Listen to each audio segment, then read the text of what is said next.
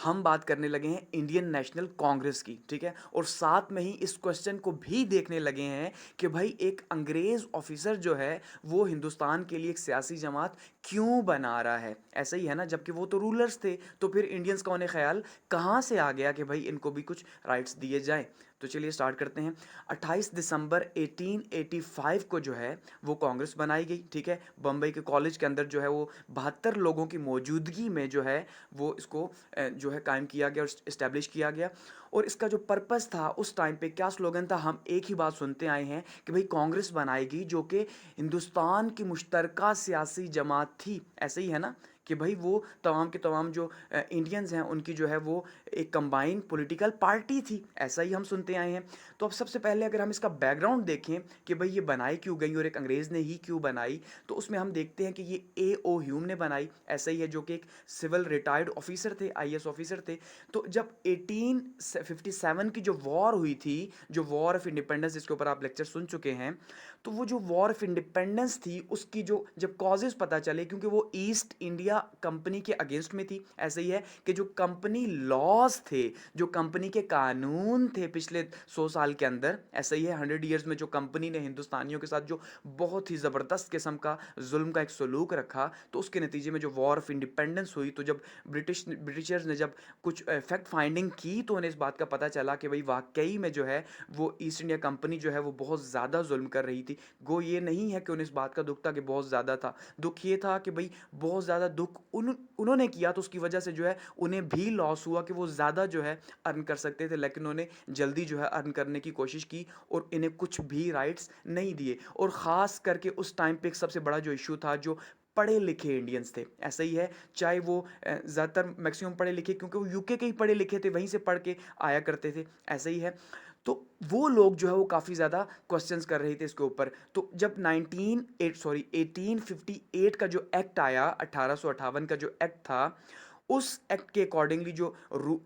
पूरे का पूरा जो गवर्नमेंट सिस्टम था, जो ईस्ट इंडिया कंपनी से ट्रांसफ़र होके किसको चला गया, ब्रिटिश राज को चला गया, यानी ब्रिटिश गवर्नमेंट को या मलका बरतानिया को चला गया और उसके नाम पे होने लगा।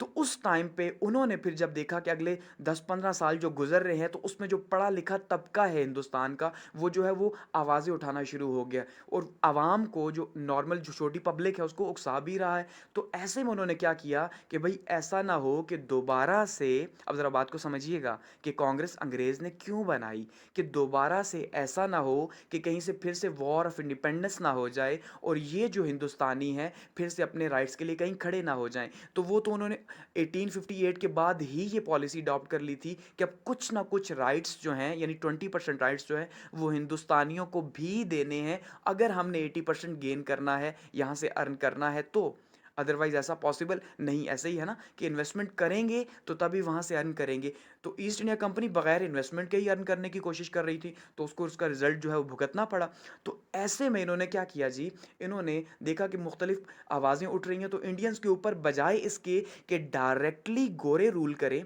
उससे ये बेहतर है कि गोरे उन हिंदुस्तानियों को जो कि ब्रिटिश से पढ़ के आए हुए हैं, ठीक है, तो उनको अपने साथ मिला के, यानी इंडियंस को अपने साथ मिला के अगर रूल कर ले तो बहुत अच्छा होगा। ऐसे ही है, उससे लोगों के ऊपर उनका इन्फ्लुएंस भी बढ़ेगा, क्योंकि अपने लोग हुकूमत करेंगे। तो ऐसे में वो जो कुछ पढ़े लिखे लोग थे उनके साथ मिल के तो कांग्रेस की बुनियाद रख दी गई, ठीक है, ताकि जितने भी पढ़े लिखे लोग हैं वो, उनको एक प्लेटफॉर्म मिल गया कि इसके थ्रू अपनी बात आगे पहुंचा सकते हैं, और इसी के थ्रू जो गवर्नमेंट बने, जो फॉर्मेशन हो, तो वो इन लोगों के थ्रू हो, तो ये उन्हीं के लोग होंगे एक्चुअली में, ठीक है, लेकिन असल में वो हिंदुस्तानियों के लिए रोल प्ले कर रहे होंगे। तो उससे जो है वो गोरों का काम और आसान होगा, और साथ में हिंदुस्तानी भी कहेंगे कि हमें भी जो है कुछ ना कुछ जो है वो मिला है, क्योंकि हमारी जो जमात है वो कांग्रेस बन गई। तो गो कि हमने ये देखा कि बाद में जो है वो आहिस्ता आहिस्ता कांग्रेस वाकई में उसका इन्फ्लुएंस हिंदुस्तानी लोगों के अंदर ज़्यादा हो गया, तो वही आखिर में एक बहुत बड़ा कॉज भी बनी कि ब्रिटिशर्स यहाँ से छोड़ के गए, इसे डिस्ट्रीब्यूट किया। लेकिन एक्चुअली में स्टार्ट में जो है वो पर्पज़ ऐसा नहीं था। बाद में आहिस्ता-आहिस्ता जब इंडियन लीडर्स ने जो है उसे टैकल किया, जो चाहे ज़्यादातर हिंदू थे, उसके बाद मुसलमान उसमें आए, जैसे कायद-ए-आज़म भी उसमें शामिल थे, तो उससे फिर हालात बदलना शुरू हुए।